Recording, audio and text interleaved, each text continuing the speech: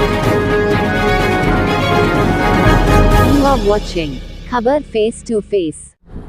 रफीक जी, आज 14 फरवरी है। पुलवामा के शहीद वीर जवानों को याद करने का दिन है। आज के दिन आप हमारे दर्शकों को क्या कहना चाहेंगे? सबसे पहले तो हम उन जवानों के लिए विनम्र श्रद्धांजलि अर्पित करते हैं जिन्होंने अपनी जान देकर हमारी रक्षा की है। जो हमेशा बॉर्डर पे रहते हैं, जो जवान हमारे, वो उनको पता नहीं होता कब उनके ऊपर कब कौन सी आपत्ति आ जाए। वो हमेशा तैयार रहते हैं ताकि हम हर एक देशवासी अपने घरों में, अपने मोहल्लों में आराम से रहें। इसलिए वो अपने सुरक्षा में लगे रहते हैं। तो उन लोगों के लिए हम हमेशा, हमारे दिलों में आदर होना चाहिए और उनके लिए प्यार होना चाहिए। और जो जवान हमारे 14 फरवरी को, आज ही के दिन 7 साल हो गए, उनको हम याद करते हैं और तहे दिल से उन्हें श्रद्धांजलि अर्पित करते हैं। रफीक जी, उनके परिवारों के लिए क्या कहेंगे? बस वैसे वीर जवानों के परिवार के लिए हम क्या कहेंगे, हम तो कुछ नहीं कह सकते, बट यही बोलेंगे कि ऊपर वाला भगवान अल्लाह उनकी हिफाजत करे, उनको सेहत तंदुरुस्ती अता करे और जीवन में उनकी कोई परेशानी नहीं है, ऐसी हम दुआएं करते हैं। एक जवान जब 24 घंटे देश की सुरक्षा करता है तो पूरा देश सुकून से जिंदगी बिताता है, सुकून से सोता है। तो उन वीर जवानों को आप किस तरह से याद करेंगे? मैं तो वही पहले बताया ना कि उनका तो हम तहे दिल से शुक्रिया अदा कर सकते हैं कि ताकि हम अभी आज जैसे जो बैठे हैं, हम बस उनके बदौलत बैठे हुए कि वो हमारी देश के बॉर्डर्स की रक्षा कर रहे हैं। और एक जो पावरफुल नेशन होना चाहिए, वैसा हमारा एक नेशन बन चुका है, ताकि कोई आजू बाजू अड़ोस पड़ोस वाले हमारे पर निगाहें डालने से पहले 50 बार सोचते हैं। बस ये नौजवान और जो देश सुरक्षा कर रहे हैं, हमारे जो जवान, उनकी बदौलत ये सब हमें मिल रहा है फ्रीडम। तो देश के जो जवान हैं उनको किस तरह से सरकार को देखभाल करना चाहिए? क्योंकि उनको कभी खाने की प्रॉब्लम आती है, कभी रहने की, कभी और भी फैसिलिटी की प्रॉब्लम आती है, तो कभी कभी शिकायत भी देखने को मिलती है। तो उनको किस तरह उसका ख्याल रखना चाहिए जो पूरे देश को की रक्षा करता है? ये तो बहुत दुर्भाग्य की बात है। बीच में हमने भी कुछ वीडियोस देखे, कुछ फॉलो किए थे।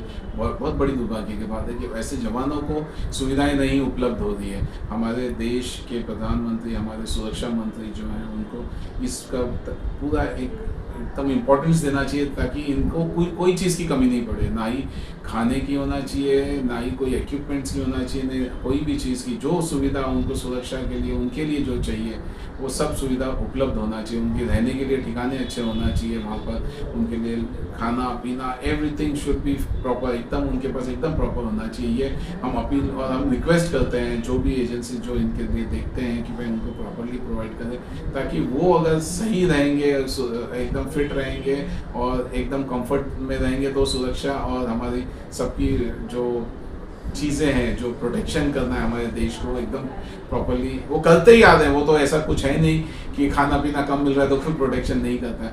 बाकी जो तकलीफें हैं वो दूर होनी चाहिए। प्रोटेक्शन तो करते रहते सर, लेकिन इसमें कैसा है, जो जिस तरह से देखभाल करना चाहिए सरकार को, क्योंकि जो जवान होते हैं बॉर्डर पर, वो ज़्यादातर गरीब ही होते हैं और किसान ही होते हैं। आपने कभी ऐसा सुना है कि कोई अमीर का बेटा जवान बनकर जा रहा है, कोई मिडिल क्लास का बेटा जवान बन करके जाता है?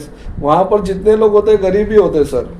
तो है, वो तो नसीबदार है, वो तो हमारे देश की सुरक्षा के लिए जा रहे हैं और चुने जा रहे हैं, वो नसीबदार है। मतलब एक वो बोलते हैं ना, एक वो हमारे सबकी एक डेस्टिनी होती है, ऐसा उनको चुन के लिया जाता है कि उनके दिल में एक हमारे देश के लिए, मतलब हम सब देश प्रेमी हैं। अब ऐसा नहीं कि आप नहीं, मैं नहीं या कोई नहीं, बट उनके अंदर एक अलग ही इच्छा होती है और एक अलग ही पैशन होता है, तब वो चुने जाते हैं। इतना आसान नहीं होता है वो एग्ज़ाम्स पास करना, फिजिकल टेस्ट होते हैं उसके अंदर, और वो जो लेवल के जो उनका एक मेंटल स्ट्रेंथ होना चाहिए, वो सबके पास नहीं होता है।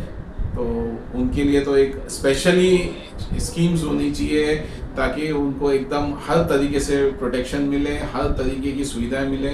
ये सब हम अभी देखिए, अभी तो जो लेवल पे हम आए हैं वो लेवल पे तो उतनी सब सुविधाएं कि हम बातें नहीं कर सकते, बट हम आगे चल के ये सब चीज़ों पे पूरे विचार और जो भी हमारे जो इनपुट्स रहेंगे वो आगे प्रोवाइड करेंगे। बहुत बहुत शुक्रिया रफीक शेख जी। आज रफीक जी, आज एक वैलेंटाइन डे है और कहा जाता है युवाओं कि आज मोहब्बत का दिन है। क्या कहेंगे ये युवाओं को आज के दिन? ये तो हमारी राहुल जी की भी बोलना है कि मोहब्बत की दुकान जैसे है वो तो है ही।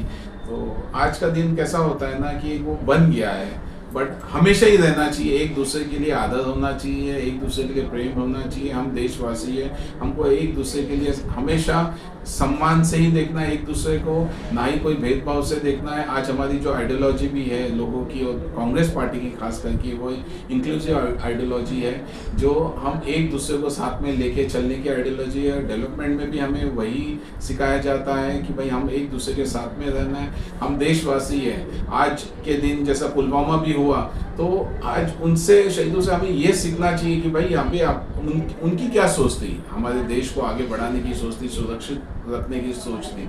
आज हम आपस में ही अगर हम अलग अलग दिशाओं में जाएंगे, एक दूसरे के सम्मान नहीं करेंगे, तो हम तो ऐसे ही बढ़ जाएंगे। तो हमें वो नहीं रखना है। आज के दिन चलो वैलेंटाइन समझो या कोई भी दिन समझो, बट हमें एक ही रहना है, हमेशा यूनाइटेड रहना है। हमें बिखरना नहीं है। बहुत बहुत शुक्रिया रफीक शेख जी। हमारे चैनल की तरफ से भी पुलवामा में शहीद हुए जवानों को भावपूर्ण श्रद्धांजलि। शुक्रिया। जय हिंद, जय महाराष्ट्र।